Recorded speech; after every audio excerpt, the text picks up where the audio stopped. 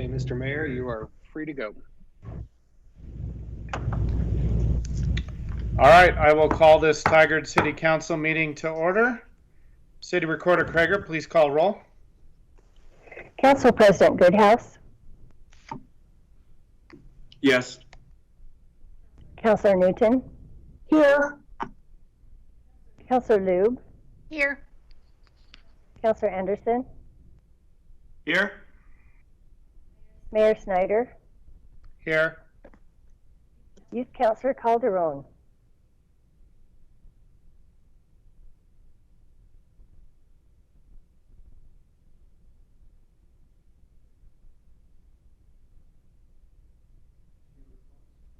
I didn't hear, but I thought I saw him. Is he muted? Youth Councilor Calderon, are you able to acknowledge?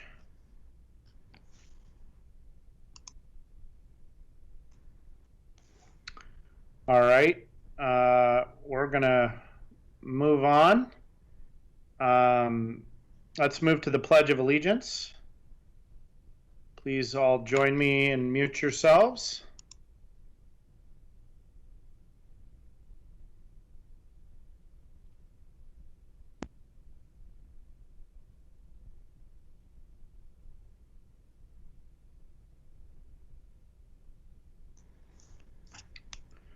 All right, thank you. Councilor staff, any non-agenda items? I believe I'm aware of one. City Manager Wine, do you have any others? I do not, Mr. Mayor. Staff have no agenda items other than the one you're planning on raising. All right. Which, Council, this is a request from the District Attorney and a plan that I'll brief you on, and they're asking for our support. So I will brief you on that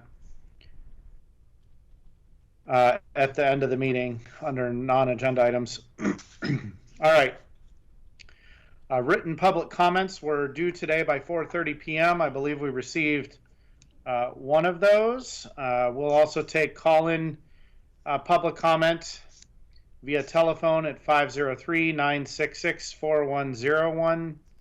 City Manager Wine, do you have any follow-up from previous public comment? No follow-up, Mr. Mayor. All right. The written public comment that we received one piece of written comment from Mr. Bruin about the Public Safety Advisory Board that was received on August 30th. Has the entire council seen that public comment? Okay. Youth Councilor Calderon, I see we have you there. They did not get you on the roll a moment ago. Can you acknowledge that just verbally that you are present for the city recorder? Yes, I'm here. I'm so sorry. I had my volume off and I didn't realize until the Pledge of Allegiance. Got it. Okay. Let's see. City Recorder Krager, did we have any other public comments that were received that the council may not have gotten in time? No, we did not, Mr. Mayor. Okay. All right. Mr. Nollup, are there any phone-in public comments? Anyone in the queue? Mr. Mayor, at this time, there are no phone-in comments. Okay. The next item on the agenda is to consider adoption of a Public Safety Advisory Board proposal. Assistant City Manager Nyland, you're going to introduce this item? I'm going to try. Good evening, everyone. This is Kathy Nyland, Assistant City Manager. I'm having horrible technical problems, so if I disconnect, I swear it's not intentional. So we are here tonight to discuss what was formerly known as the Transformation Committee, which is now referred to as the Public Safety Advisory Board. So we had a lengthy conversation at last week's council meeting. We decided there were 3 points that we were going to focus on: the title change, the authority of what we could do at the local level, what we could do at the state level, and what we could do at the federal level. And then there was a discussion about the decision-making process. So included in your packet was a revised version of the proposal. So I will hopefully you've all reviewed it, and we are open for discussion. It sounds like there was some clarity wanted around the decision-making process. So on that note, we're looking forward to your comments in hopes that we can improve this evening. So I understand this from the city manager yesterday that there was some discussion and feedback from, I think, Councillor Lube and Councillor Newton. I didn't hear the specifics necessarily, but some question about whether the language in a certain section was reflective of what had been agreed to by the council last night. So I think it makes sense to start with that, try to work through whatever that is. If there is, has there been a discussion with Councillor Lube and or Councillor Newton with staff to try to resolve that, and is it resolved?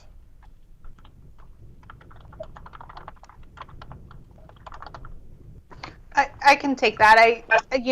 There was a discussion, and I think based on my recollection, I was remembering the conversation ending sort of with the agreement that things would automatically run through council rather than hitting the city manager and the police chief first. But it's possible that I'm remembering incorrectly. I think we had lots of topics on this conversation, so I was hoping that we could actually have a council discussion on whether or not this is reflective of the end of the conversation that we had a week ago, or if it was how I was remembering it. So I was looking for additional council input. And Councillor Newton, you're muted. I keep doing that to myself. I'm sorry. I just wanted to say, I wanted to weigh in that I'm not particularly wedded to the decision-making process we talked about last week. My hope is that we will have a decision-making process that facilitates everybody who's at the table being comfortable having the discussion about these topics. I mean, the most important thing to me is the conversations.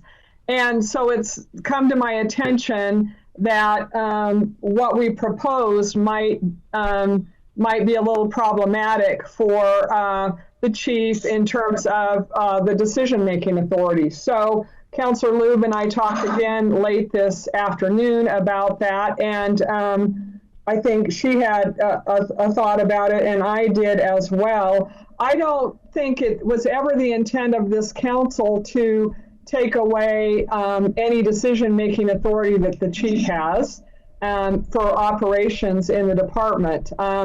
There are some topics that the community has raised that I think we want to encourage the community to have a full and open conversation about, and that includes the people in the police department, the chief, and the officers there, and everybody feeling comfortable about that. So I was thinking that we might want to talk about a model for decision making where if the consensus of the board is to recommend a change to a policy that's operational and the city manager or the police chief decline to operate to implement that particular change, then it would come to the council for review and consideration. I think we have to be careful not to commit to approval of something that the council might not approve. So I think we want to be clear to the group that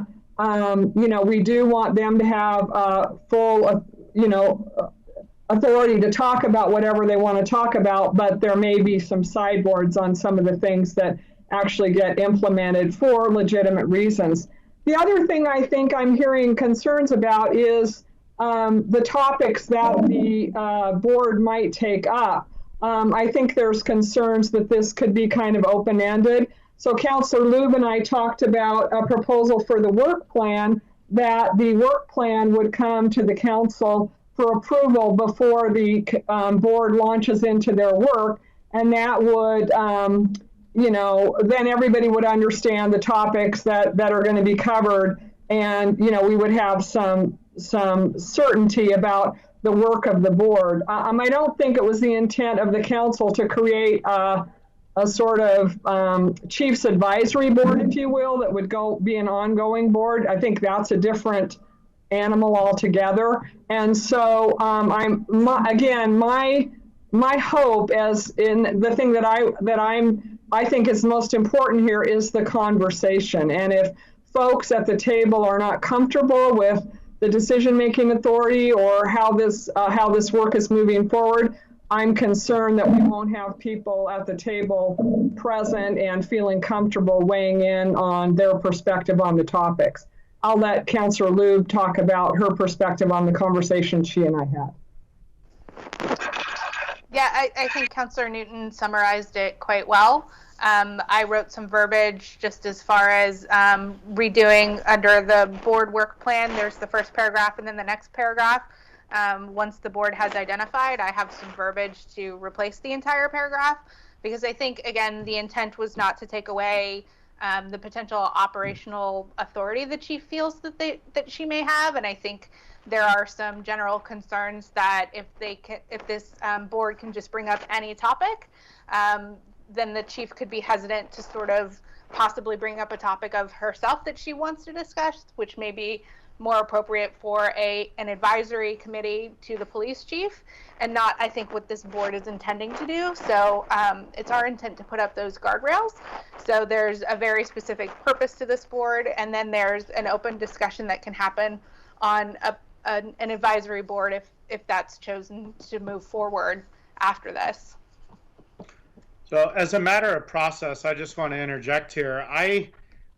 We have spent a significant amount of investment in time at multiple council meetings, and I thought we had pretty clear understanding leaving last week's council meeting. So just as a matter of, I guess, question, when there became a sort of disagreement, did anybody, either staff or council members that were involved in that, go back and review the tape? I mean, the benefit of having our conversations all recorded, one of the benefits is that we can go back and figure out what was said and why we have confusion. So did any member of staff or the council members involved review the tape to try to get to the bottom of what we had decided? I can just speak for myself. The conversation didn't happen until late this afternoon, and I simply didn't have time to review the tape. Okay. Council President Goodhouse, did you review the tape? I didn't review the tape. I was going to answer the question that Councilor Lube asked before. It was my understanding when we left last meeting that we were any recommendations made from this advisory board would go to council for final decision. And we had the discussion whether or not it would go, some of them would go to the chief or some would go to the city manager. It was my understanding that the board would make recommendations and they would go to council for final decision making.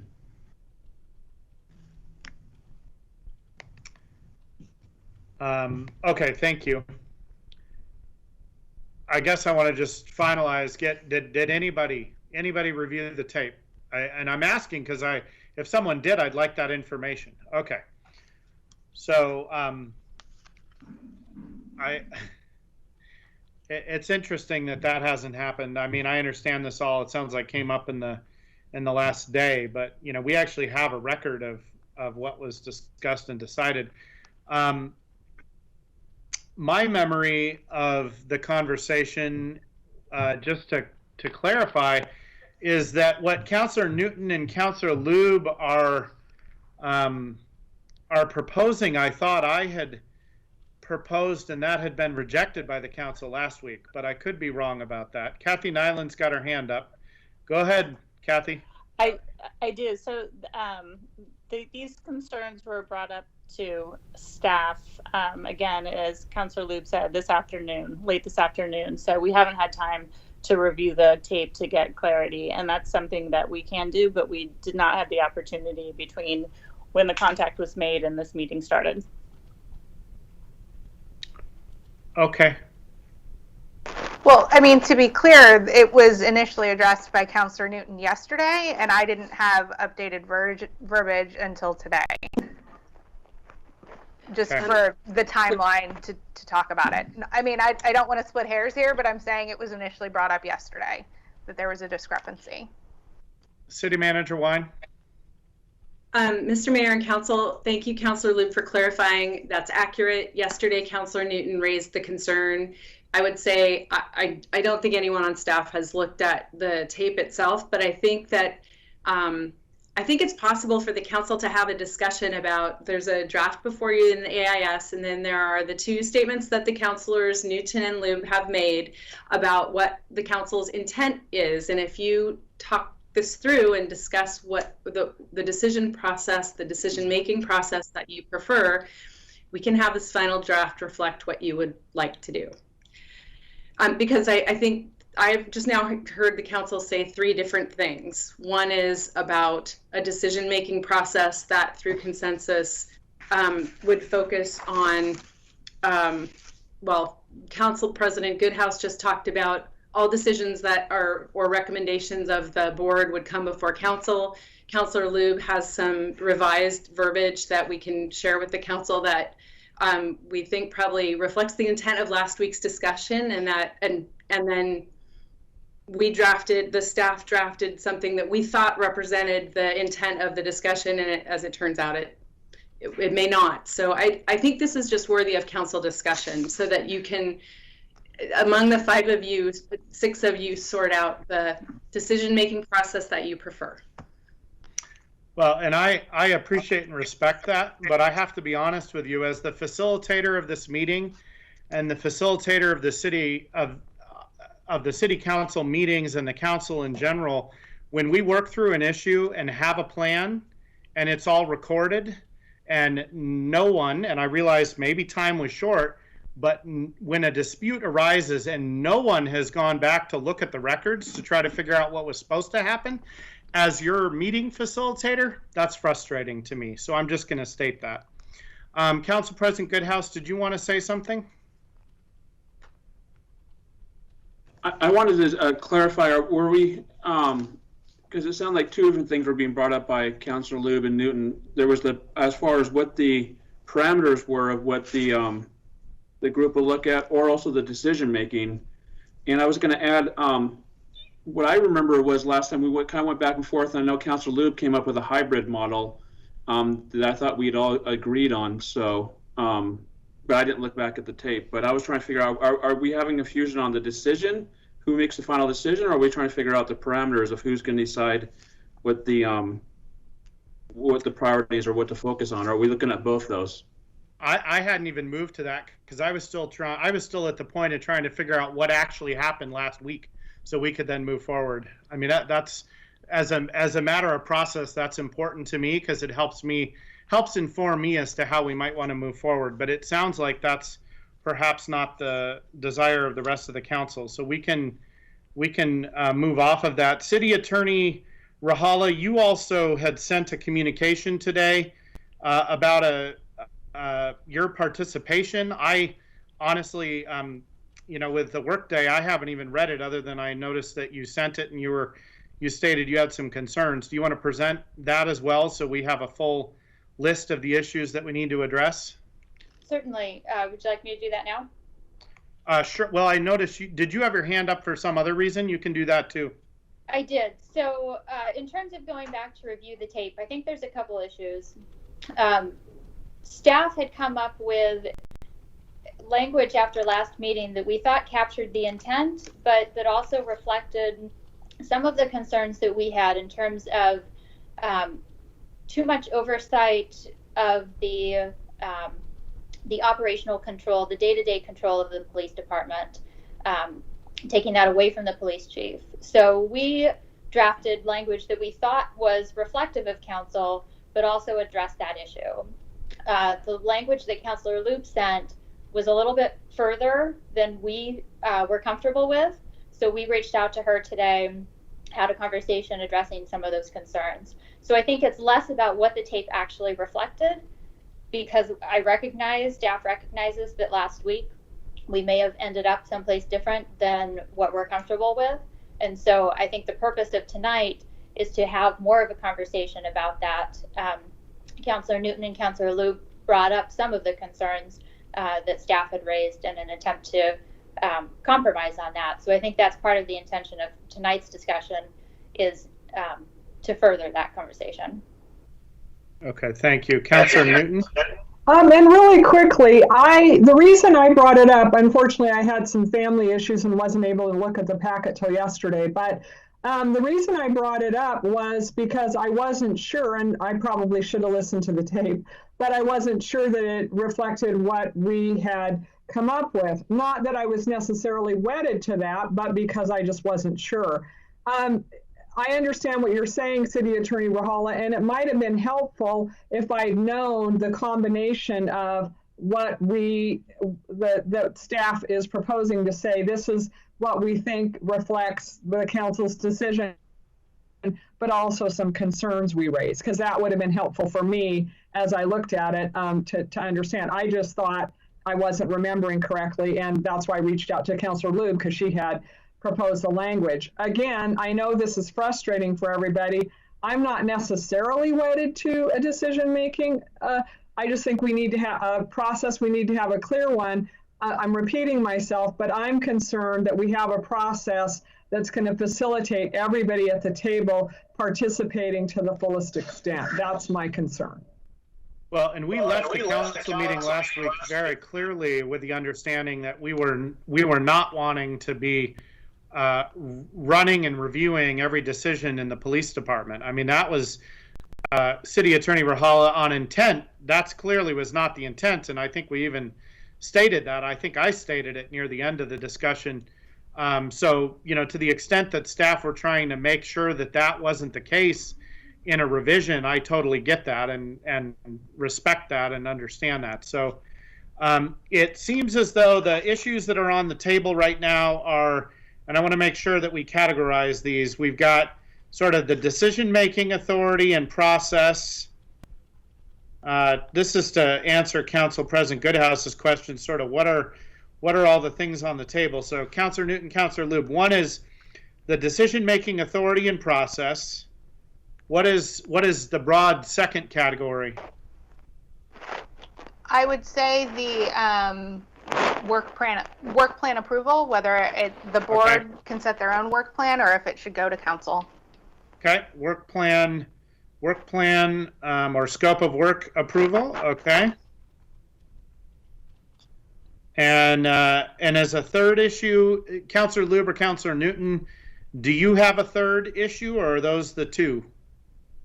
Okay, Council President Goodhouse or Council President Goodhouse, do you have an additional topic to add? Well, if we're adding an additional topic, would we add the email from City Attorney Rahala? That's where I was headed next. So yes. Okay. So we'll add that. Which would be whether or not the city attorney should be a vote or not, and whether or not there should be a councilor voting. Councilor Anderson, do you have any other topics to add to the agenda? No. Okay. Councilor Calderon. Just for clarity, I know you and we discussed how my role on the council would be after my term ended, but would you like to bring that in front of council so we have clarity on how my term would fit on there? Yeah, I think that's a good question.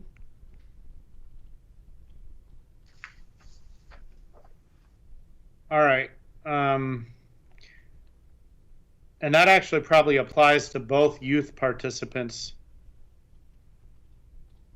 and not just you, Mr. Calderon. Okay. Let's start with the decision-making authority and process. Councilor Lube, is this the one that you have some proposed language on, or do you have proposed language on both? Well, we have proposed language, I think, kind of on Councilor Newton and I have a combination on both. I think the discussion initially should probably narrow in on how we want the decision making, and then I can propose the language that I had for either lane we want to be in. Okay, so I think what's the question on the table and what's been posed on some level, and I think we even talked about last week, was maybe a model where the decision-making authority is for the group to come to consensus. However we define that, it's been defined in the proposal in the past. And then if the city attorney and city manager are going to implement whatever's been proposed, and consensus was reached, then they would implement it. And if not, if there was a decision made to not implement it, that would then come to council for review. Councilor Lube, did I understand that was did I understand correctly that that was one of the proposals you had on the table tonight? So I think one of the proposals is reflective of the language that's in the packet.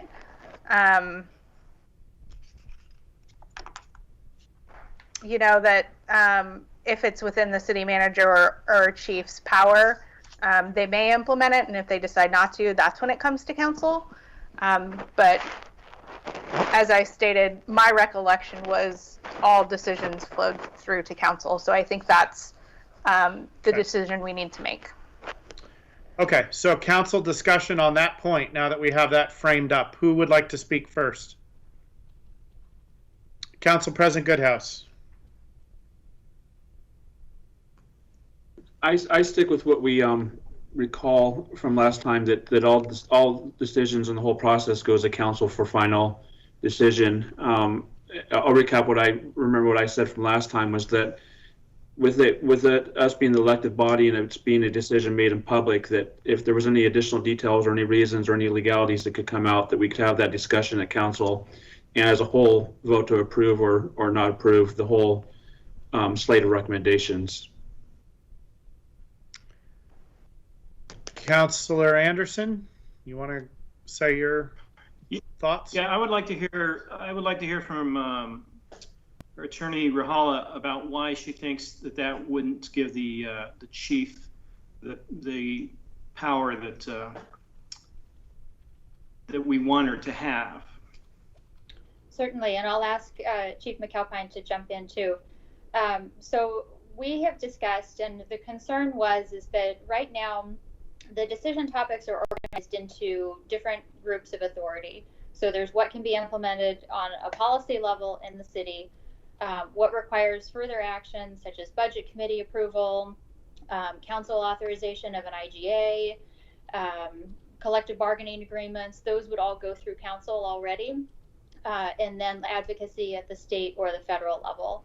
So our perspective was, if it fits into any bucket other than that first one, that those are things that council is going to inherently be involved in.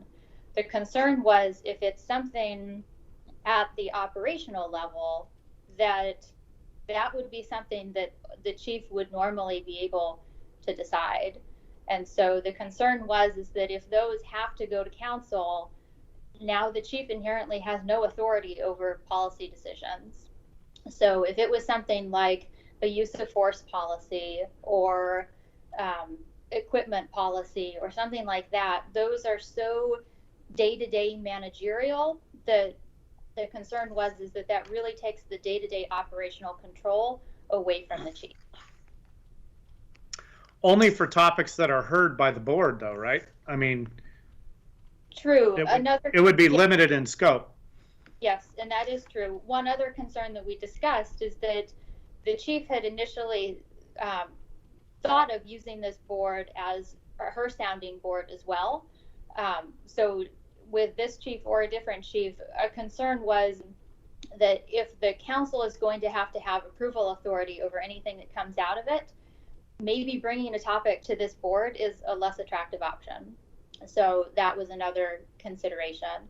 So the language that was reflected in your packet was that if the chief or the city manager agreed to it, that agreed to the board's recommendation, that there shouldn't be any obstacles to the department implementing that.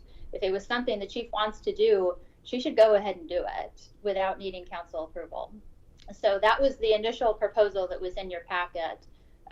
The revised language kind of scaled that back quite a bit, and it was what Councilor Goodhouse reflected, is that every decision needs to go to council. And so we had stuck with if it's something that everybody agrees to, let's get it implemented.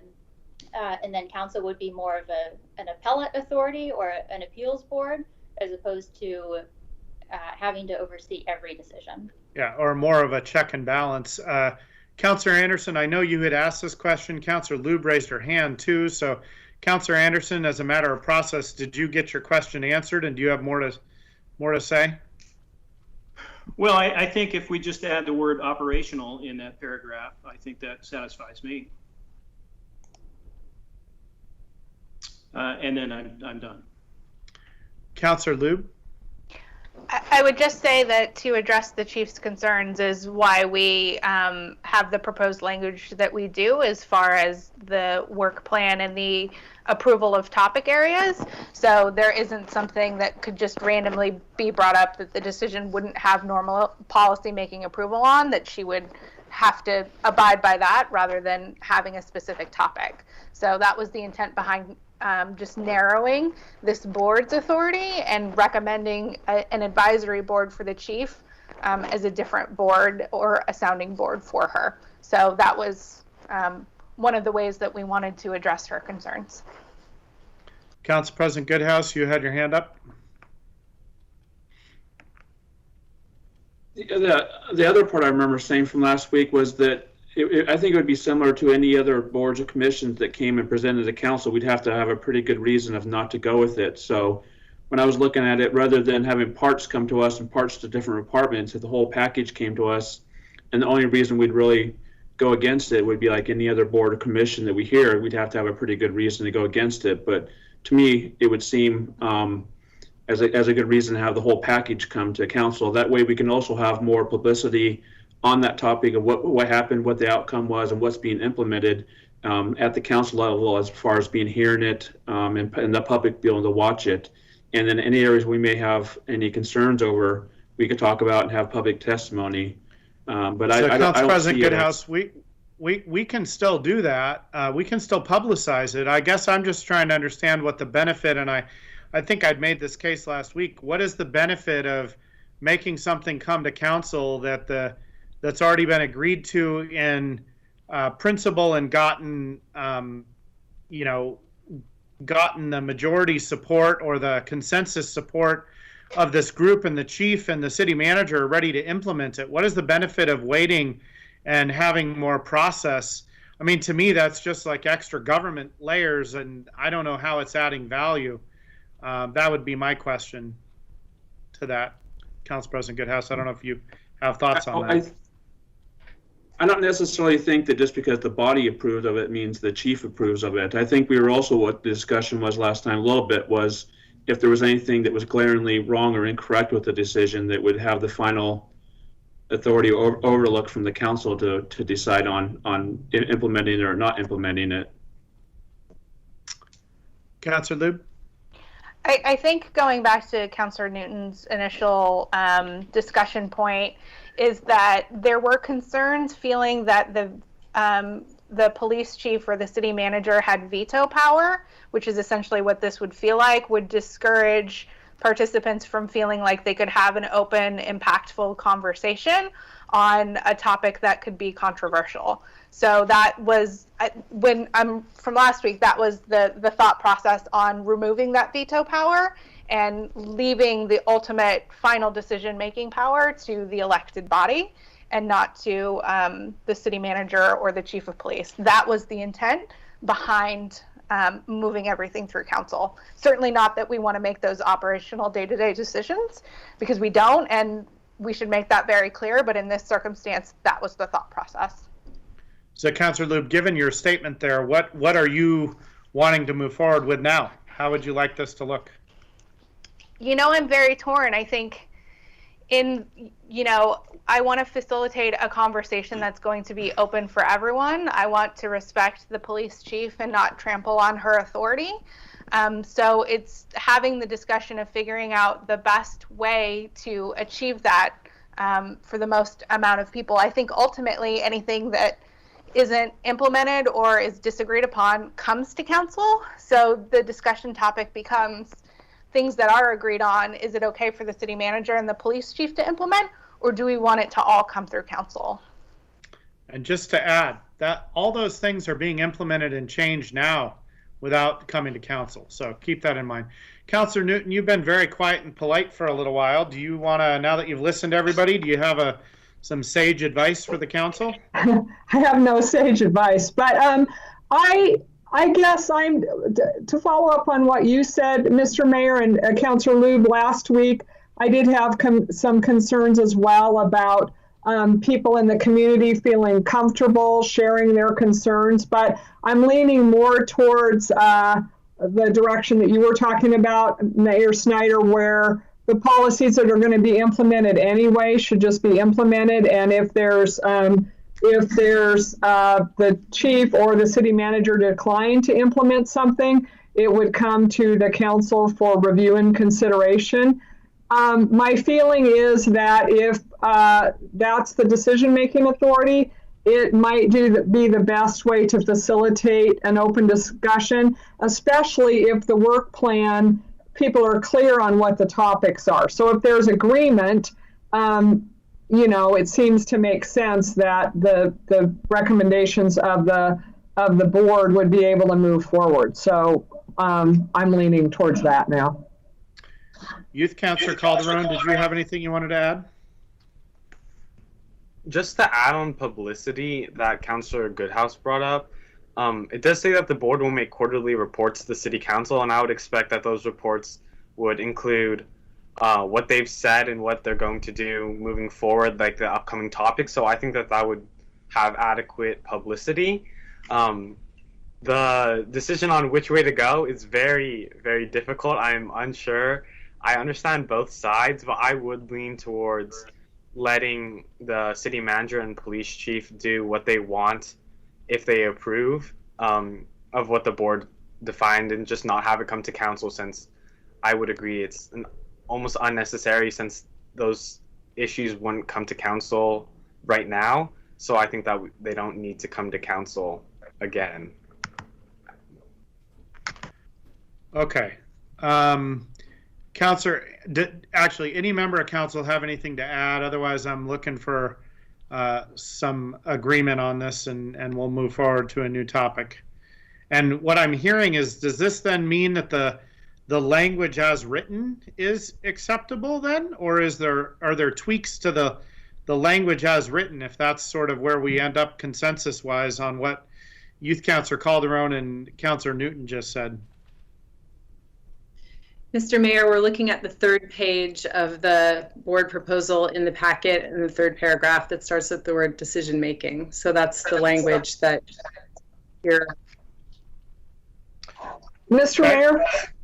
Yes, Mr. Mayor, Councillor Newton. I guess what I would say is, it says if the chief or city manager declines to implement the recommendation, council will have final approval. I would like to have it say something like it will be forwarded to council for review and consideration.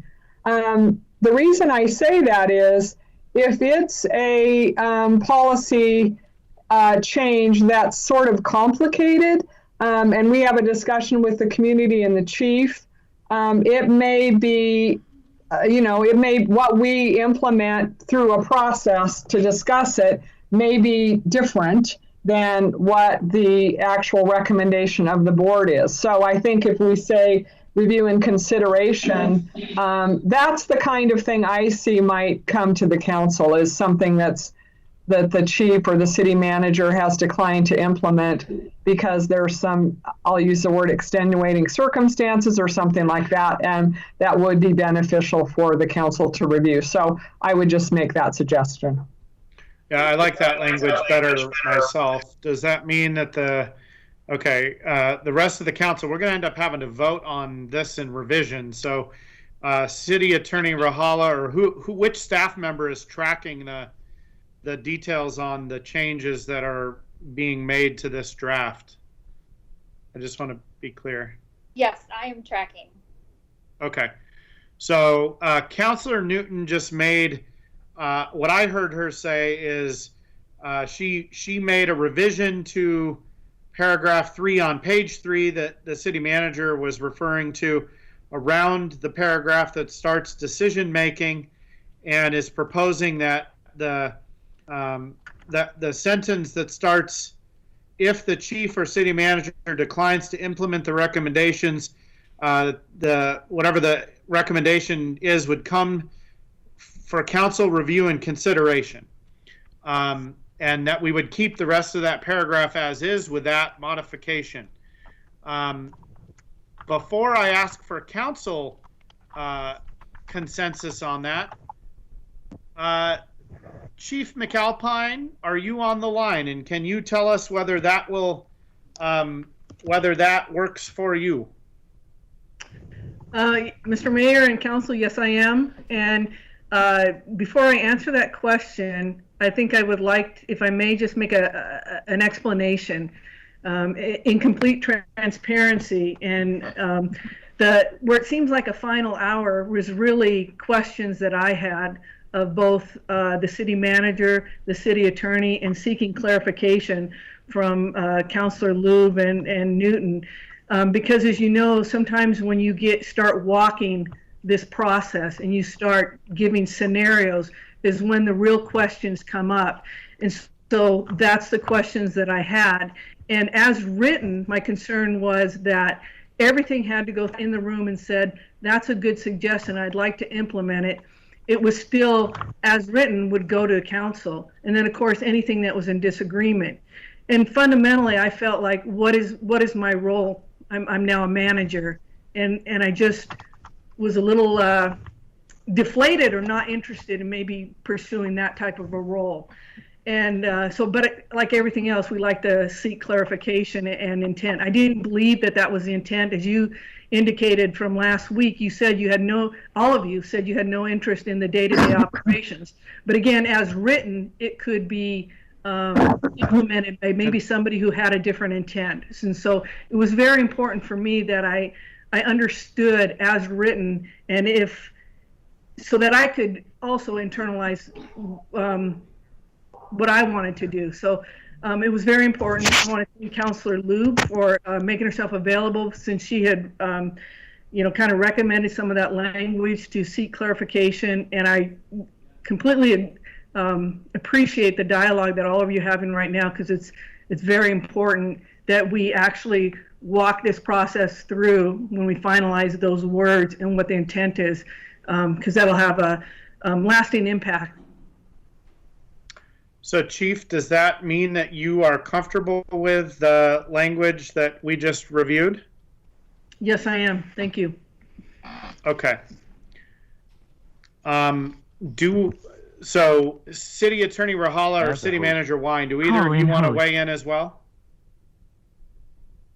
With this, I'm trying to be deliberate about making sure we get more staff input here, because I think last week we may have missed that step, and perhaps that's how we ended up with this. So I'm trying to be more deliberate about that. So City Attorney Rahala or City Manager Wine, any more concerns or thoughts about what the council is considering here on this particular paragraph? No, Council, I think that's a good change. I have no concerns.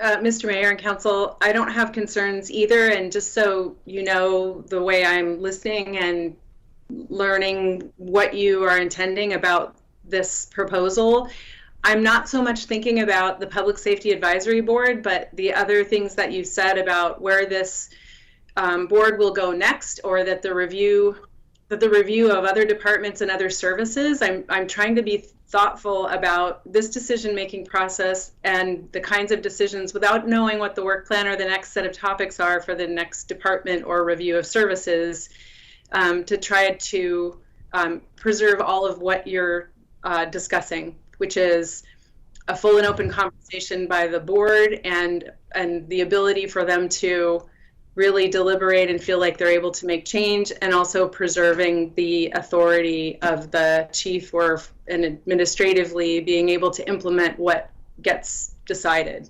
So thank you. Okay, so can I get, we're not going to vote right this moment, because I think we're going to vote on the whole revision is what I'm proposing. So can I at least get thumbs up for who is in agreement with this plan? Okay, so that looks like everybody. Okay, so one down. We got 3 more to work through.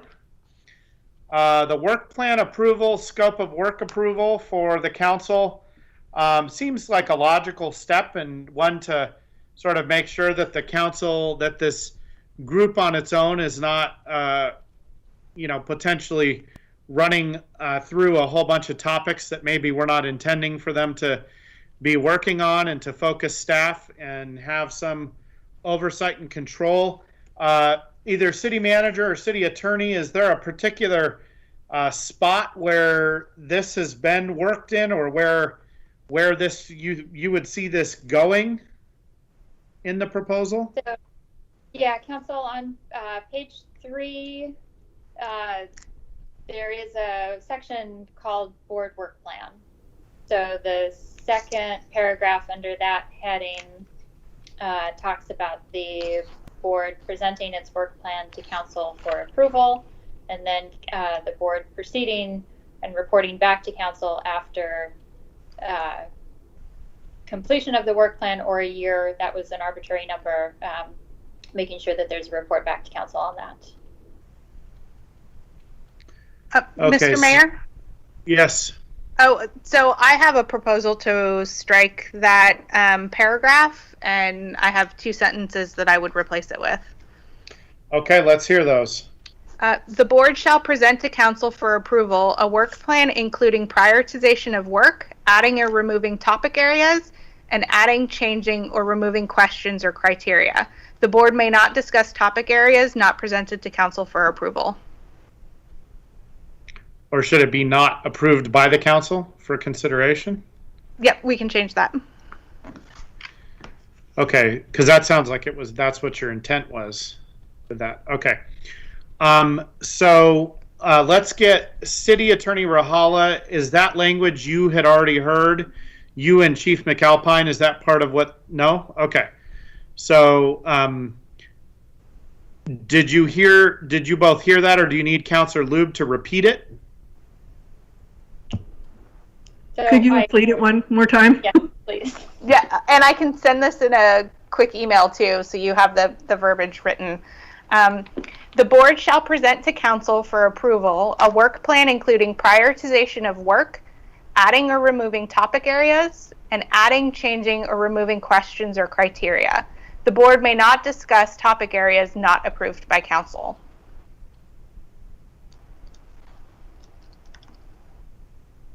And this would be replacement of paragraph 2 on page 3. Yes. So paragraph 2, page 3, paragraph 2 would be struck and replaced with the language Councilor Lube just stated. Councilor Luke, can you repeat the last part of the first sentence, and adding or removing, it was topic areas, and adding or removing? And adding, changing, or removing questions or criteria. I used part of that, part of the paragraph. Basically, the difference is... Goodhouse, hold on. I want to get staff at least having an understanding of what's being proposed. Sorry, Council President Goodhouse and Councilor Newton. So, City Attorney Rahala and City Manager or Police Chief McAlpine, do you both understand the language now? Because I'm going to give you guys some time to ruminate on it while we go to council, but I want to make sure it's all the language is super clear. Is everybody clear on it? On the staff side? Okay. Yes. Chief McAlpine, yes? Yeah, I'm having fun with my buttons here. My only clarification is it's broad and saying, I guess what I'm hearing from you is the council will review it, and when you know it's more of the day-to-day operations, that's when you guys will look at it with that filter. Because as presented, you know, they could present and say these are all interest of ours, and you guys could all agree, and it could be those day-to-day operations, and it approves. So again, as I try and walk out what this looks like, with an eye of how much do we want to get in the weeds, and how much do we want to focus on the whole culture and policing philosophy, which is what I'm hoping we get into, and not so much on the day-to-day operations. Agreed. So is your Chief McAlpine, is that your way of saying you're concerned that that language would allow that? Because I think the idea here is the control of the council approving the agenda or approving the topics in the work plan would keep the body out of that, is the idea. Yes, and I'm trusting that you know, based on your conversations, that you understand that that is not your intent the day to day, and you know what it means when you say you're going to approve it. So I guess I'm just nodding that it could be broad for a new counselor, but you guys know what the intent is and what you're trying to assist our community in focusing on, is all. Well, and luckily you will be right at the table making sure that we all remember that. Fair enough. Okay, so I have at least 3 counselors that want to speak. So let's start with Youth Counselor Calderon, then we'll go to Council President Goodhouse, and then Counselor Newton. My question is, when you say priorities, do you mean like the order in which topics will be discussed? Because, okay, yeah, I would say that maybe that doesn't need to be approved by City Council just because that's probably going to be decently fluid, and I don't know. I would say that the board may change or one topic may lead to another that they didn't foresee, so that might be something that might want to be removed. I'm seeing counters shake their heads. I guess that's not going to happen. Okay, but thank you for the feedback, and who knows? We'll see what happens. Council President Goodhouse, I think you're up next.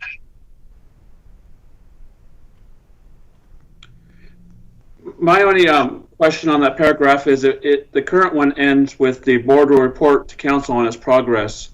How we want to put that back in there, or if that's already covered elsewhere and we don't have to worry about that. That's covered in the 3rd paragraph below.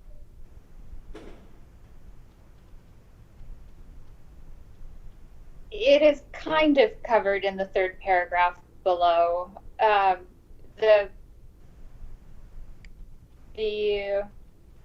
The work plan is a little bit different than the outcome of each topic. For example, if the board didn't make it to all of the items on the work plan, or had issues that never resulted in a vote, there are some circumstances where the work plan, where the outcome might not make it to council. So I do think the addition of a report on the work plan would be helpful. Why don't we just say in that sentence, the board will make quarterly reports and updates to the work plan or current status of the work plan to the city council or something like that. Well, Mr. Mayor, yep. we could say the board will make quarterly reports to council, including updates of the board's progress on the work plan and recommended council actions. Yeah, is it just progress on the work plan, or is it their other progress too? I guess we want them working on the work plan, so maybe that's acceptable. Youth Councilor Calderon? I was just going to say, could that be counted as council liaison reports, because we'll have at least one council member and myself there. I don't know if that's something we can just have us say during those reports. We would probably have the board come and report as we typically have regular boards. Councilor Lube, were you going to add to that or say the same thing? I was going to say the same thing, that I think it's important to have the board come before. Okay, Council President Goodhouse, I think we all interrupted your time. So did you have more you wanted to add? No? No, that's all I wanted to raise was that by taking that part out, might not be addressed, but now we've seemed to remedy it. Okay, Councilor Newton. Yeah, I just wanted to follow up with what Councilor Lube was saying. When she and I had our conversations, our concern was related to the fact that it isn't the intent of this board to just bring up anything related to police or police operations or anything like that. We're thinking they're going to be looking at the topics that are included here and that will generally be their focus. There may be some they decide not to tackle. There may be one or two in addition that they want to present and talk about. And so the idea of the topics being limited to generally what was raised by the community with maybe a couple of others that the board raises, and making sure that with approval of that work plan by council, everybody's clear on the direction of what the board's going to be taking on. So that was the intent of when Councilor Lube and I talked, and she offered to work up some language. So that was what we were thinking. To address what the chief said in terms of, the topic areas, we want to make sure that they stay away from day-to-day operations. All right, Councilor Anderson. I'm good with Councilor Lube's revisions. Okay, so I'm going to take a thumbs up vote on Councilor Lube's revisions with my monitor. You now modified your statement, right, Councilor Lube? From what I had said, it sounded like you edited it on the fly. Correct. Okay, and then we're also making a change to what I hear to clarify the second paragraph the second sentence in paragraph 3 to include language about the work plan being reported back. Have I captured the changes we're talking about in this part of the discussion? Does everybody support that? Thumbs up? Okay. City Attorney Rahala, you're still tracking the details of those changes? Yes. Would Okay. council like to read the paragraph, or does everyone? Well, I'm actually envisioning, and I don't know how you feel about this, but I'm envisioning you emailing a draft of the revisions during the council meeting that everybody can then look at. Okay. And maybe and then maybe taking a 5-minute recess to allow everybody to review them. Okay, certainly. All right. The next issue to tackle is the issue around the. Mr. Mayor. Yes, Mr. Mayor, Councilor before we go on, could we loop back with the chief really quick to see if what we came up with, if she understood the language? It seemed like she had some questions, so I just want to make sure that she's clear on the direction we're taking. Sorry, Chief. Oh, no problem, and I really appreciate it. And yes, it's clear. And no, I don't have any other comments. And I just apologize, because as you marinate over it and you start walking it through its actual implementation is when questions usually arise, or how does this really work? And then unfortunately, sometimes it just takes a moment to really think about and walk through this process. So again, I appreciate the ability to ask the questions, to be able to vet this out, and that's really all I can ask for.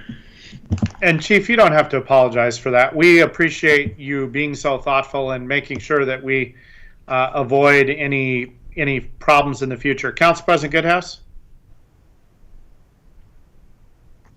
A thought that occurred to me on this, I mean, we're doing this document, but I suppose if anything else, any other unintended consequences or stuff come up, I guess the council can always review this document as well, or this process through those quarterly points, because as we stated last time while we're having this meeting, is we want to get this board started, but if we see anything else arise, I suppose as a council we can meet and make amendments to this as well. We have the broad authority to do that to this board or any other board or commission in the city at any time, I think.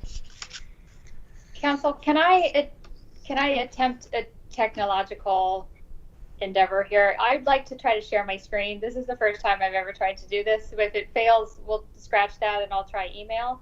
But we can try this. Are you meaning on this particular section or on all the revisions? Because we still have other revisions to do. Yeah, whichever council's preference is. I'm happy to try it if it would be helpful for council to see the words in front of you, or I can email it and we can take a quick recess, whichever is your preference. Well, why don't we try it your way, but let's finish the last two topics if you're okay with that. Okay, certainly. Okay, so the next one is the topic of the city attorney and it sounds like the counselor both have, you're concerned. City Attorney, why don't you review what you had sent to the council earlier today on this topic? Certainly. So after reflecting on my role as the city attorney, I feel like it is very important to me that I maintain a neutral position as an advisor and not take a position on subjects. I was thinking, I am concerned about potentially viewed as taking sides on an issue. I cannot give legal advice if I'm viewed as not impartial. And so I think by voting on something, I potentially risk my impartiality. If I vote on something that council doesn't like, I think I risk my reputation with council. If I vote on something that the police department doesn't like, I risk my reputation with the police department, and I become an ineffective advisor if I don't have the trust and impartiality of my client. So that was my concern, is that I think I'm there to be a neutral advisor to make sure that the board complies with laws, but I don't think that I should be involved in a decision-making role, either around public safety or any other matter. And did you raise a concern? It sounded, I again, didn't get to read your email today before the council meeting, but was there a concern about the counselor, the city councilor having a vote too? No, so my only concern was that if I am not a voting member, that there are 14 voting members, and that council had expressed a preference for an odd number. And so I had just proposed that, consistent with other boards and committees in the city, that maybe the council member would be more of a liaison as opposed to a member. That was just to try to keep it at a 13 odd number for voting. I have no concerns with the councilor voting on any of the topics. Okay, so City Attorney, I'm going to start with just my initial thoughts and response, and speak first this time, and then the rest of the council can follow. You know, you in my mind, and we've had discussions about, you know, your role in the city as both a leader and really the sort of a member of the leadership team, in addition to being a legal advisor. My opinion is that not only do I care about your objective legal advice, but I also care about your opinion about things too.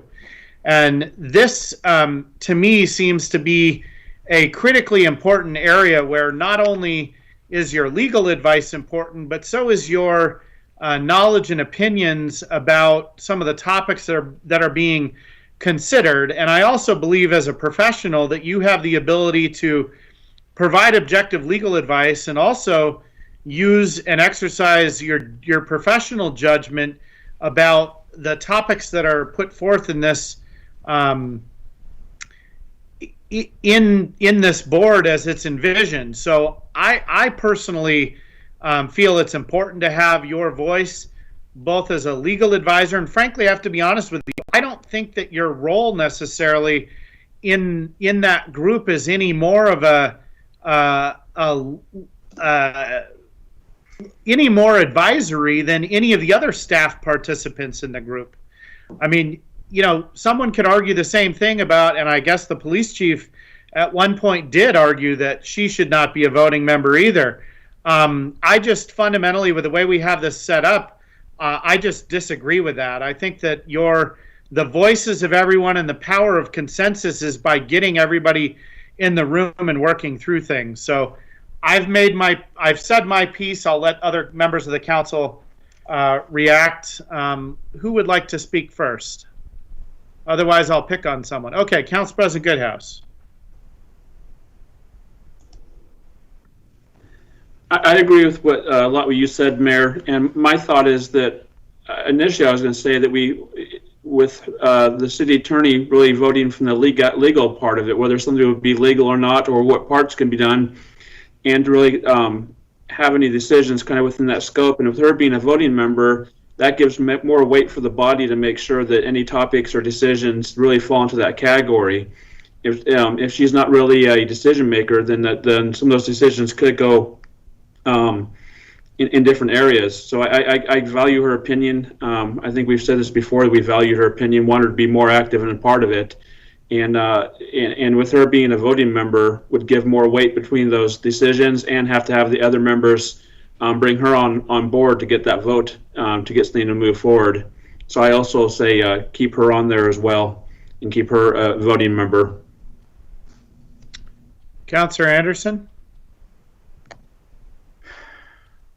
Well, I would like her to share her opinion, but I do think a non-voting position would keep her neutral, and I think her position is neutral, because people will be asking questions back and forth about law issues. So I'm with the city attorney on this one.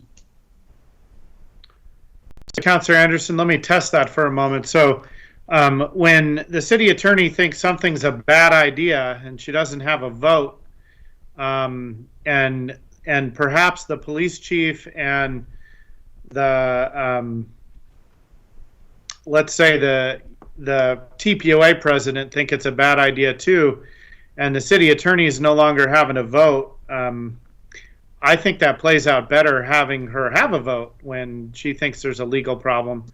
But I guess I want to just test that with you. If there's a legal problem, she could certainly speak up and state her case. So I don't see her having a problem doing that, but she wouldn't have the vote. Councillor Newton? Well, I guess first of all, I think of consensus building groups as a little bit different than voting. I mean, I know technically you're voting, but you're trying to reach a consensus. So, secondly, when I read it, I was thinking about being the city manager or the police chief and how you might also in certain circumstances feel like you're siding with one group or another. So part of me didn't see, and I'd like to hear really interest in the city attorney's views on that, in terms of couldn't the same be said about the city manager or the police chief as a member of the city's leadership team. But I'm concerned if we're putting the city attorney in a position where her engagement is going to be impacted because we're asking to do something she professionally feels uncomfortable with. That concerns me as much. I don't, again, I appreciate her perspective. I appreciate her opinion. I would like to see her engaged as a full member of the committee. I'd almost rather, if we're not going to have, not have ex officios, but just have, be sort of advisor or something like that. So I guess, again, I don't really see the difference between the city attorney and the city manager and the police chief. And I see consensus building a little differently. But if she feels professionally at risk, that concerns me as well. So, Youth Councillor Calderon. Yeah, this is a tough question, but I think that the city attorney should be a voting position, just because, like you said, Mr. Mayor, that city attorney has their legal opinion, but they also have their personal opinion, which is very important and will likely influence. And I would think it very important to get the city attorney's position on a topic as a voting member. So I would say they should stay as a voting member. Councillor Lube? I appreciate the conversations and the concerns that City Attorney Rahala has, and I certainly respect that. But I think looking at the makeup of the board and talking about the power of consensus and those things, I feel it's important to continue to have her as a voting member. Just again, looking at because I feel like it sort of changes the makeup of the board, which would have us go back to having a discussion of making sure that perspectives are balanced and opinions are balanced. And by taking her out of that, I feel like it actually really throws it off in a way in which I'm not sure who we could bring back on to balance out that opinion piece and the power of having that vote to reflect her legal opinion. So I certainly respect it, and I don't want to put her in an uncomfortable situation, but I feel in this situation, it's important to maintain the voting rights. You made one of my points, Councillor Lube, and that was going to be that if the council decided to go in that direction, we would need to completely rebalance the decision. I mean, this was a very carefully sort of planned out way of making decisions and balancing a lot of things, and so removing her from it would require a whole rebalancing, which I think you're referencing. So I think that I appreciate you acknowledging that. The city attorney, I guess the other thing I would say, and I think this may be a important consideration point, and city attorney, please give your input on this, but there may be a topic that's involved that you feel is just way too either charged, or you can't either be objective or something else, and I would not at all object to you basically abstaining from voting on that. You then wouldn't be providing a positive or a negative vote. I would anticipate there'd be very few issues that might come that way, but I think to try to alleviate Councillor Newton and Councillor Anderson's concerns perhaps would be an option for you to abstain if you really feel like you need to do that for whatever reason. How does that sit with you? Yeah, I appreciate that, and I think that is a good option. Okay. So I think if I'm counting Council President Goodhouse. I wanted to add to that. I wouldn't limit that to the city attorney. I would put that same weight for everyone else. The city attorney, the city manager, the chief, anyone where it might fall into the position where maybe if there's a situation like that, they can recuse themselves. It would be the same way that us as councilors, we can abstain or recuse ourselves from a vote if need be. And maybe that language should be in there where, if needs be, that can be done by any member. So I keep hearing people referring to the city manager. I don't think the city manager is on the list. So I guess I want to be clear about where that's coming from. I'm sorry. I brought that up. I'm sorry. My fault. I got mixed up when we were talking about discussions and decision making. So yeah, she's not on there, but. Okay. I just want to be clear. I'm either not missing something or something else. I get the discussion of that more broadly in relation to participation. So I guess I assume any member of the board could abstain for any reason they want to now. I mean, there's nothing that requires someone to vote. What I would say is if what I don't expect to see, and I think it's important maybe the council give this clear direction, I don't want to see the city attorney and the police chief abstaining from every vote, because that's also not what we're getting at. Is that City Attorney Rahala and Chief McAlpine, you guys clear on that? Yes, clear. Crystal clear. Okay. Because I think you may need to if it's something that really is, concerning or problematic from a conflict perspective, but I hope that's few and far between. Okay, so City Attorney, can you live with where we ended up? Yes, I can live with it. Okay, and let me make sure I've got enough thumbs. How many thumbs are supportive of the City Attorney staying but not? Okay, we've got 4 thumbs plus Youth Councilor Calderon and whatever this is for Councilor Anderson. Right. An iffy. Right. Yeah. I appreciate City Attorney Rahala and you being willing to take that on, and I also appreciate the fact that there may be occasions where you just need to remove yourself from the vote or even the discussion. So I appreciate that. Thank you. Okay, the last issue we need to discuss and address, I believe, is the youth counselor, and also, frankly, the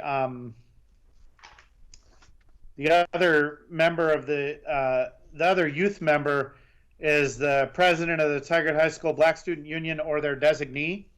So for those two, I'm just going to state at the outset that when I was thinking about the design of this, the intent was not to have that rotate between a whole bunch of people. And I believe that, if a school year changes over, I believe that Youth Councilor Calderon and I believe the current president of the Black Student Union, neither one of them are seniors. Is that, Emilio, is that correct?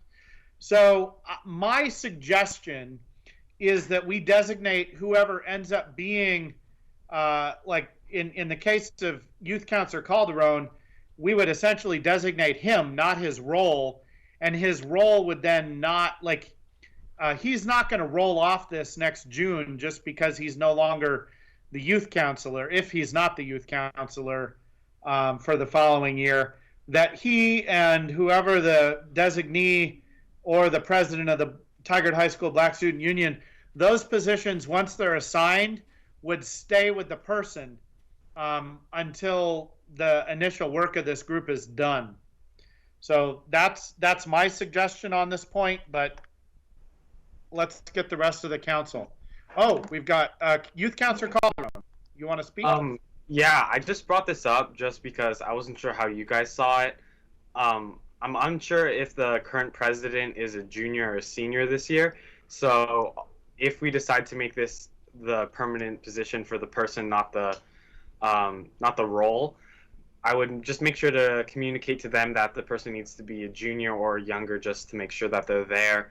And I only voiced this concern just, I think it was a month ago when I talked to Mr. Mayor, because I was thinking about training for the new people, just because it'll be an awkward time to train them in the middle of the year. I'm personally fine, and I would love to be on the council or on the board for as long as it exists, and I would like to get your guys' opinion on that, just for clarity. All right, so I saw Councillor Newton already giving a thumbs up. Does other councillors want to speak on this, or are you all supportive of kind of the proposal that I laid out along with Youth Councillor Calderon? Oh, the chief's voting already. That's great. Council President Goodhouse, you had something? The only, and I was just double checking to make sure, we don't really have a set kind of time frame that we expect this to take place. Do we? That was my only thought, is what the time frame. If we're looking at a proposal maybe a year or something like that, then that seems okay. But I just wonder how long we're proposing this to go on for.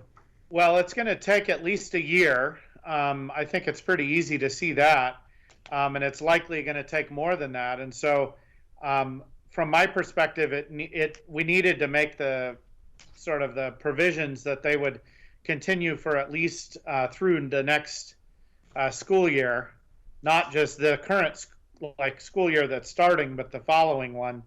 But will all the work guaranteed be done by then? No, but we're also probably not going to put, 8th graders on this group right now. I think there's a difference in maturity level that would be problematic there, having an 8th grader. The only thing that comes to my mind is usually when people apply for boards and committees, they usually want to know the time commitment, how long it's going to be.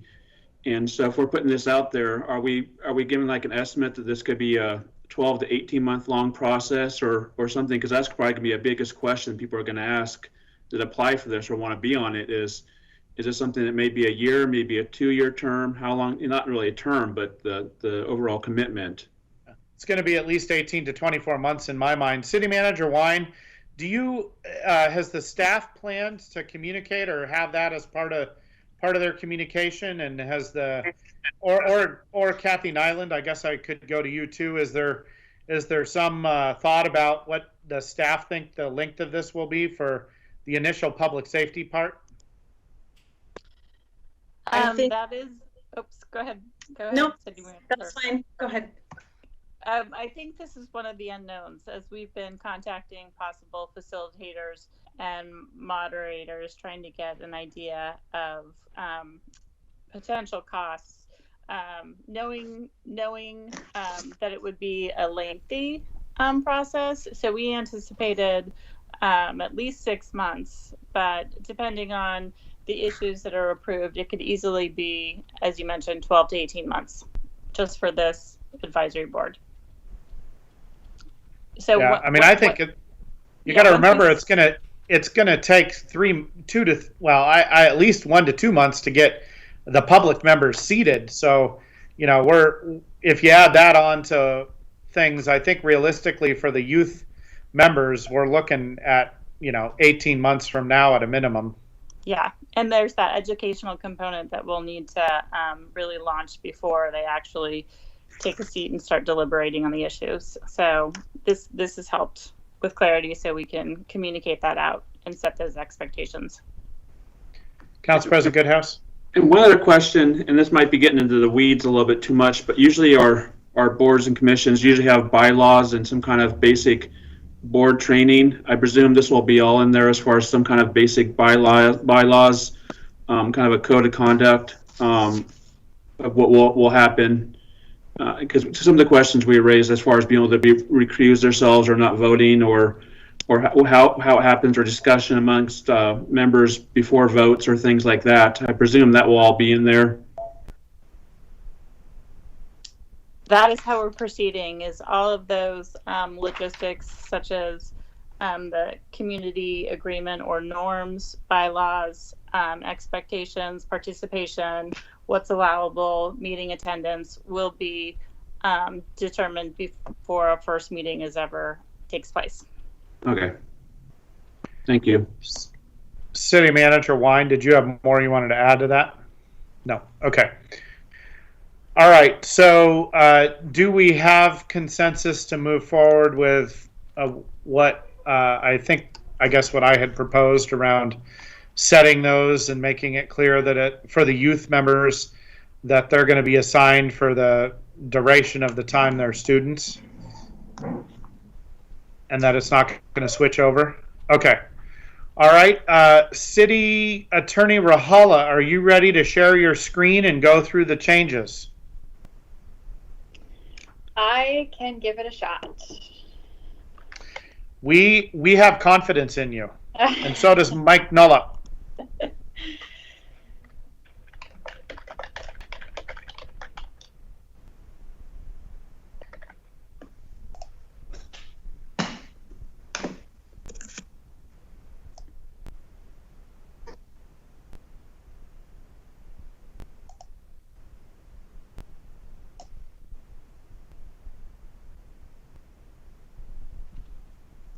You have done it. Success. Yes, okay. All right, so let's get to the right place.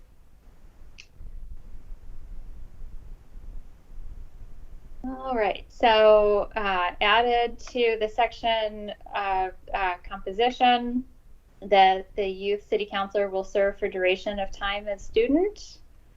Does that clarify council's intent? That needs to go for the youth counselor and the position above as well. Okay.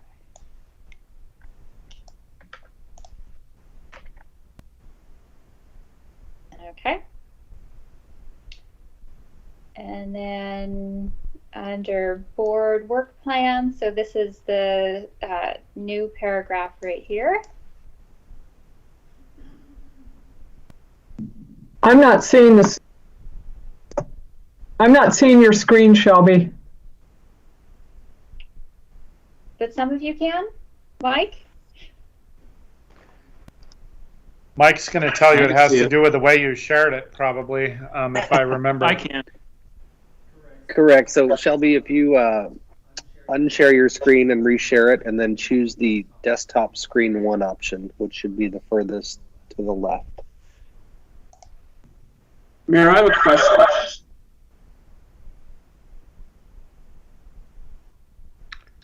Who was that? Council President Goodhouse? Yes. Yeah. Okay. Rather than just saying on the youth counselor and the high school representative, wouldn't all members be for the duration of the board? Rather than designating only 2 people, wouldn't we state that all members are for the duration? Well, I think it only matters with those 2. It's only relevant to those 2 because those are positions that change. Okay. The rest of the individuals, I mean, we're not. If Chief McAlpine decides a year and a half from now that she's going to go become the chief of police in Los Angeles, you know, we're not going to tell her she has to stay on our board. Well, maybe we'd try to, but I mean that's just not practical. And the members of the public are already going to be seated, and they don't switch over. The problem with the 2 was that they were designated as roles that change more frequently. Okay. So can everyone see the screen now? Counselor Newton, you said yes now? Okay, go ahead. Okay. All right, so this is the paragraph right here that was added.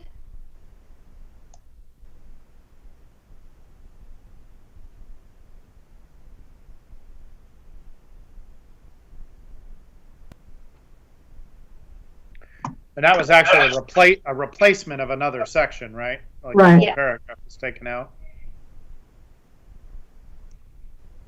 All right, is council, can I see thumbs ups from council for this? Didn't we discuss to add the board will make quarterly reports to council in that second or the third paragraph, so it combined both together because it's in two different areas now. Right, I thought we were going to just edit the second sentence in the next paragraph. Right. Correct.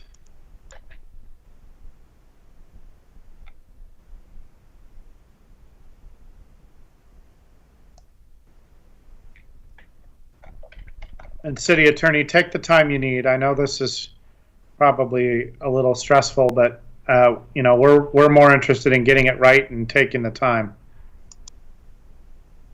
All right, so does that capture it? So adding to this paragraph or to this sentence, board will make quarterly reports to city council, including updates on the board's progress on the work plan and recommended council actions.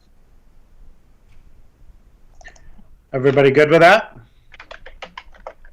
Thumbs up. Okay.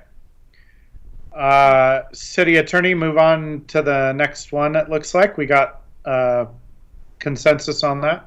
Yeah, so it was this highlighted language, adding that to the end of that sentence.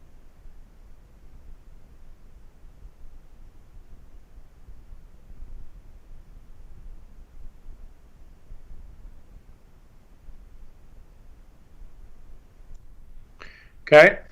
Consensus thumbs. Where's Councilor Anderson? I don't have him on my screen. Are you giving a thumbs up? Maybe you can verbally say. And youth council. Okay, and youth councilor Calderon, I can't see you either. So, are you a yes too? Yeah, I'm a thumbs up. Okay, thank you. City attorney, next one. Those were the only changes. Okay, so just to be clear on the decision-making authority and process, we didn't end up making a change beyond the work plan language, correct? So for the decision making, it was the the decline to implement. Okay, right. Sorry. Okay, council, are we ready to vote on this as the final? And if so, does someone want to make the motion?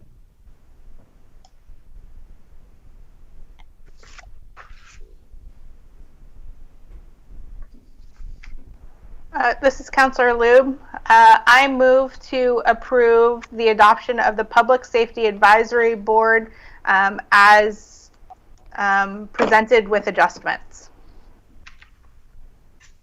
Councilor Newton, I'll second. Okay, it's been moved and seconded. We need a roll call vote. So, City Recorder Krager, roll call vote, please. Council President Goodhouse, Yes. Councilor Newton, Yes. Councilor Lube, Yes. Councilor Anderson, Yes. Mayor Snyder. Yes. Okay, I want to thank everybody. Yes, thank you. Youth Councilor Calderon got his almost vote recorded. Thank you for that. You know, I still think someday we may want to, if we ever get to a review of the city charter, you know, there are many cities that have voting youth members on their city council. So someday I hope that happens. Okay, thank you, Mr. everybody. Mayor? Yes, Councilor Newton. Sorry, I just wanted to thank everybody, staff, and everybody for their work on this. I'm really excited about what I hope will be a really good community conversation about this, and I appreciate everybody who weighed in, had thoughts to share. Staff even, it's fine. Last minute's fine. So appreciate everybody's efforts on this, and I'm really looking forward primarily to just the community having a really good conversation on these issues. So thanks to everybody. And oh, by the way, the glossary or whatever we're calling it was really helpful. So I appreciate that. So thank you. I think we got to a really good place.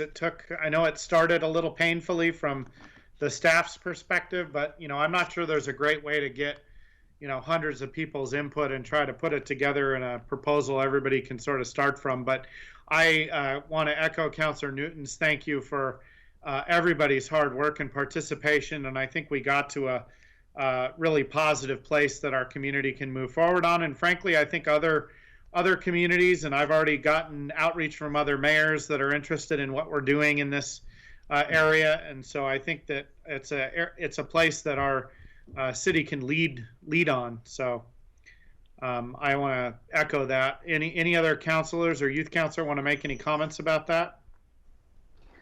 It's Councilor Lube. I would just echo what's been said, that this has been a really robust process, and I'm really thankful for all of the community input as well, and just the conversations that we're having, and even the conversations we're having today.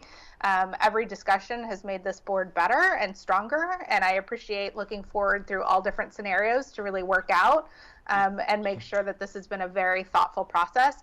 And I'm just really looking forward to the conversation of seeing what we want our community to look like going forward. So I'm excited for the participation and the conversation and the outcomes. So thank you to our community and our staff and my fellow councilors for so much good work. Okay. We're going to move on to non-agenda items. I do have one, and that is that DA Barton has requested a letter of support from us. He is, if you're not familiar with CARES Northwest, I need to give you a little bit of background and info. This is the organization that does most, if not all, in the Portland metropolitan area, both Clackamas, Multnomah, and Washington counties. Helps with child abuse investigations and, frankly, the treatment, mental health treatment of children that have been abused. And they're recognized as being sort of the experts at that. For a long time, all Washington County residents have had to travel to sites in Multnomah County to receive those services.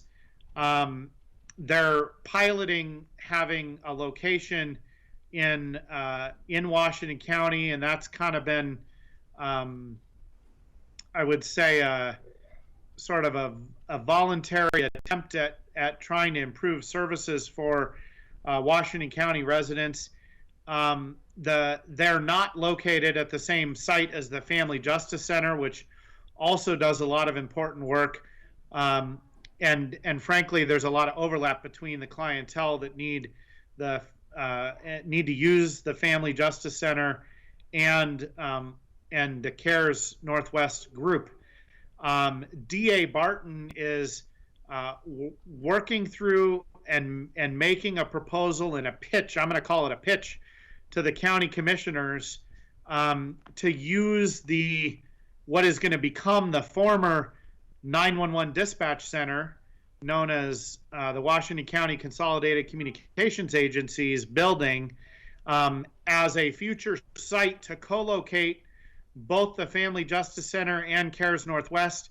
Not only do we care about this potentially because it affects Tigard residents who could get better and more and closer care that is and services that are co-located, but we actually contribute financially to the Family Justice Center.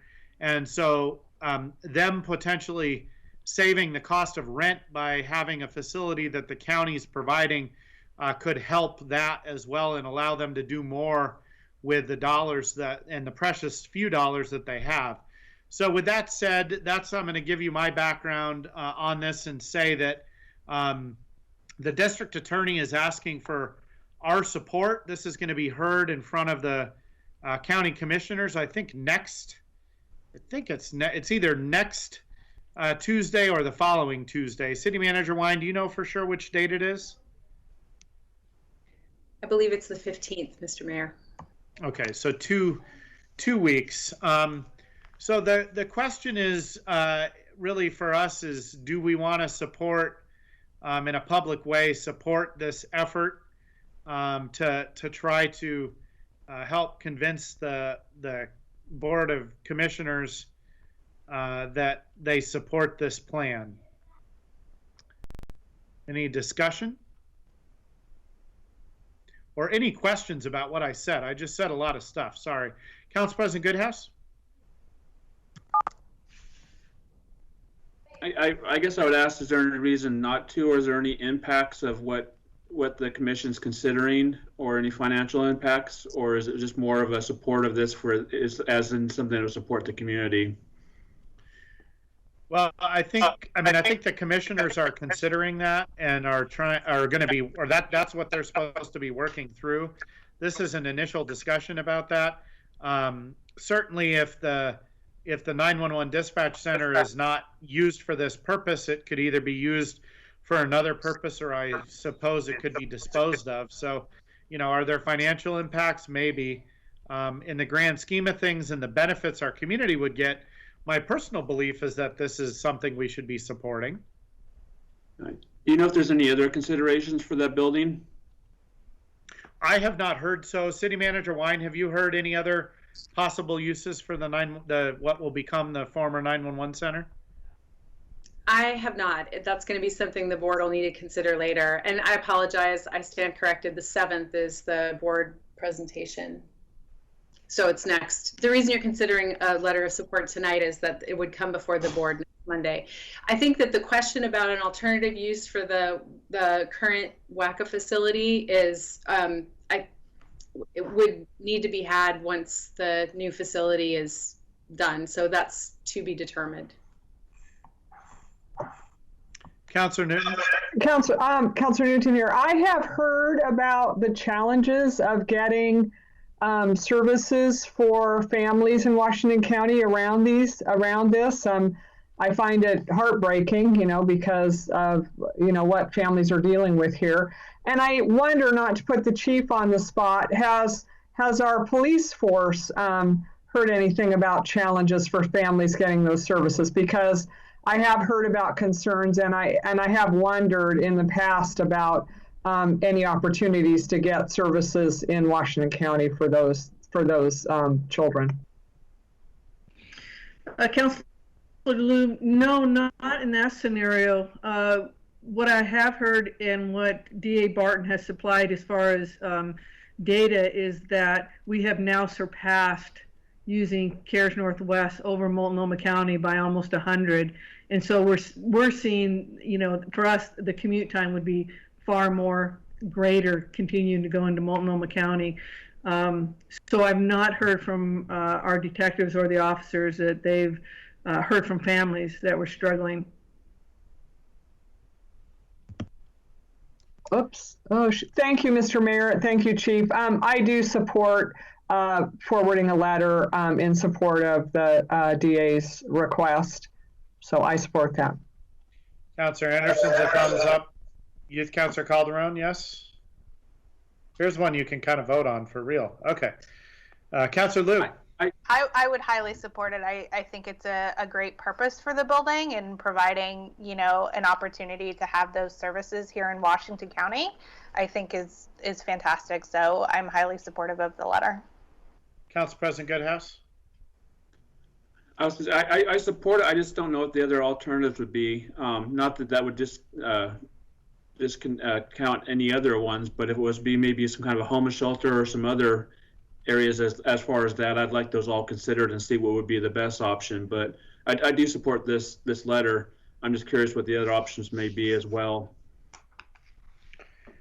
And I think that's a very valid and reasonable question, and something that county commissioners are going to have to work through as they work through this. I will say that I'm not aware, and I don't think the city manager or the police chief are aware of, and they can speak up if I'm wrong, but aware of any other proposals that are coming forward. It's, you know, a little early for that as the building is still not decommissioned, but I think DA Barton's trying to be strategic and thoughtful, and frankly, he's been trying to solve this problem or improve the situation for the last year and a half, probably. So, and he's been actively in dialogue with the mayors about how to do that and kind of trying to take baby steps. So I think they're seeing this as a problem they were already working on, trying to improve, and this is an opportunity. So I think that's where it's coming from. City Manager Wine, you're not aware of any other discussions, correct? Okay. Okay, so I'm hearing support. Chief McAlpine, you don't. I'm guessing you don't either. Sorry, I saw you pop in there. Yeah, no, you're absolutely right. He got on the forefront of this and has been planting seeds with the law enforcement police chiefs around the area and started that dialogue, as you indicated, almost a year and a half ago. So I think if anybody had any other concepts, you're just kind of beating them to the punch right now. Yeah, they're certainly behind where the DA is. I think we can safely say that. Okay, so we will prepare that letter. City Manager Wine, will you direct staff to prepare that letter and with my signature, please? Yes, sir. Okay. All right. Is there, City Manager Wine, do you have an administrative report tonight? I do, Mayor and Council. I just have a couple items to share with you on administrative reports, some of which you'll get a fuller update about in the newsletter. Further to the proposal for the Public Safety Advisory Board that you've just adopted, the selection process is ready to launch tomorrow. So what we'll try to do is share with you on Friday or on Thursday with your council newsletter a more detailed overview of a timeline and selection process. We think that the selection process will run from tomorrow, September 2nd through the 16th. That's the application period, and then applications will be accepted in English and Spanish. It's going to be on a Your Tigard engagement page. We'll have hard copies and other ways to apply if folks don't feel comfortable with a digital form. Some of you also are aware that we are planning a storytelling and community forum that's in the works, and so we'll share more details with you about that later in the week. I mentioned last week that we did an internal survey with all of our Tigard staff. We launched the survey 2 weeks ago. Really, it was about checking in with everybody about how they're feeling, what they need, how the work is going during this time when we're all, working in pandemic mode. The survey closed back on August 20th. We had 228 of our 330 staff participating. So we'll have a fuller report for the council soon. Some things that we learned. Our leadership team discussed these results this morning, and I guess I want to just share with the council some of the things that we're learning from the survey. One is that as we move forward, as we have been, safety and public health will come first. Teleworking is working for many, and many would like to see that continue in the future. We are likely to extend current work schedules, in which take all forms. There are some who haven't varied their work schedule and are working on site. There are some who have been working virtually. It's likely those schedules will continue through the end of the year. We're going to find opportunities to share reminders about our COVID-related policies. We're going to put together some focus groups for the employees who are parents or caregivers, and I think that that's been what we heard from our staff is that you all know this too. They're doing everything at home is stressful, and it's been challenging. So I think the goal would be to continue to offer flexible scheduling hours where that's feasible. We heard from our staff that there are still layoff concerns, and we would like to put those to rest. You'll all be talking about this in some form when you have your budget committee meeting in October, and hear about the forecast. And I guess I want to acknowledge and recognize the great work that's continuing to happen around the city. And through the survey, our staff have confirmed how challenging the last few months have been to balance those impacts of work and home, of the pandemic on work and home. So those are a couple of highlights from our employee survey. Let's see, communications, you will see Tigered Life, which is out in the mail. So you're going to see when that hits your mailbox, if it hasn't already, that our citywide report card is in Tigered Life and it's been updated. It's also on, if you go to our website, the landing page has the updated report card. So we're going to be compiling feedback again about the report card and how folks are receiving it. And then the next version of the report card, we're trying to do it quarterly, will be included in the January issue of Tigered Life. Another highlight in Tigered Life that you'll see is that we've updated information on our virtual services page. So the way our community can access services is on tigerdor.gov, our city website, and a page called Status, but it's also on our front page. So that's another way to keep people up to date about, even though our doors are closed, our services are all open and available, and how people can access us. Some of you saw news earlier in the week about we as a city issued out over 10,000 N95 masks to local small businesses last week.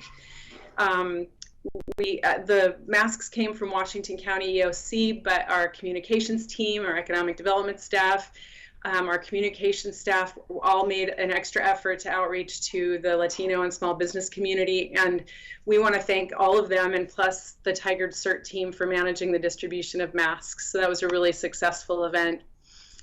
You'll be hearing about, if you don't get a call yourself, the digital access survey is launching this week. So if you'll remember, back in March, we were having a conversation about digital access as an area of potential community need.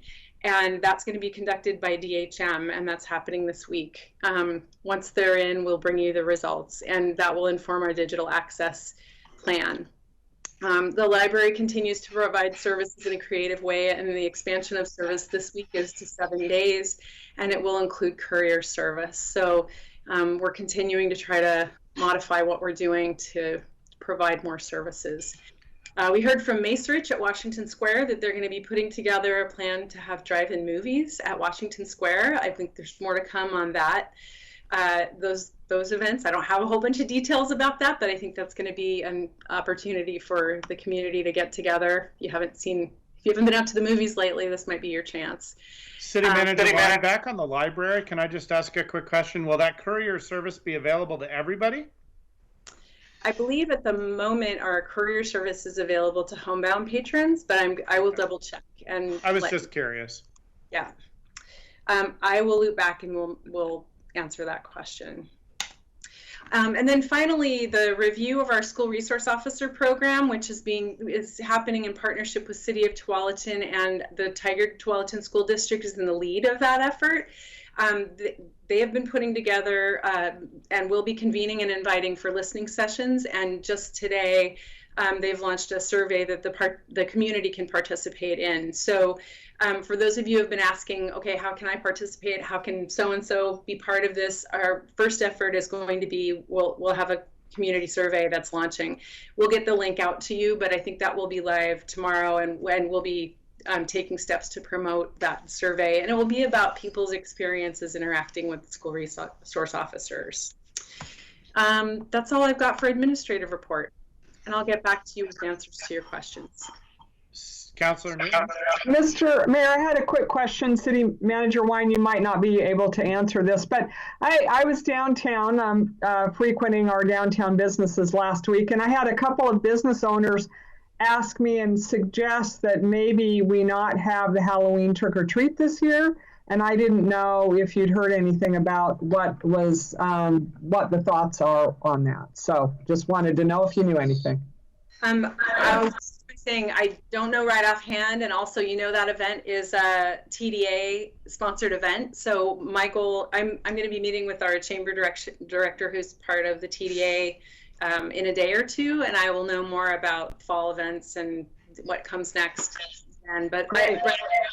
It's a good question, and if you try to think about how you might adapt that event to meet our public health requirements and the protocols and all of that. It might be very challenging to have that event. So I will check in and I will get an answer back for you. Right. City Manager, I just wondered if you'd heard, and one of the business owners is particularly worried about the expense of the candy.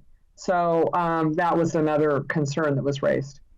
So City Manager Wine, I think that question about Halloween is more than just, in my mind, more than just Main Street trick or treat. I've started to hear adults of children talking about it, and I guess I'd like to perhaps suggest maybe up through our EOC process with Washington County to suggest that the Washington County public health folks come out with direction about how Halloween should be handled, not just for our downtown event, but overall within the county. Because I think, a lot of parents are already kind of wondering. I heard people talking about everything from no way that's not happening to maybe everyone will be a ninja with something over their mouth and then let the candy sit for a week while it de-COVIDs or whatever. I mean, I think there's a variety of things that may be at play, but I think it'd be good for the county to have some clear public health direction on that. Thank you. I'll ask our reconstitution team to ask for guidance from the county. That's all I have, Mr. Mayor. Thank you, Council. Thank you. Council, any other questions or follow-up? We have no executive session scheduled. I'll entertain a motion for adjournment. Councilor Newton, I move to adjourn. Councilor Lube, I'll second. It's been moved and seconded. City Recorder, please conduct a roll call vote. Council President Goodhouse, Yes. Councilor Newton, Yes. Councilor Lube, Yes. Councilor Anderson, Yes. Mayor Snyder. Yes. All right, we are adjourned. Good night, everybody. Night. Have a good week. Good night.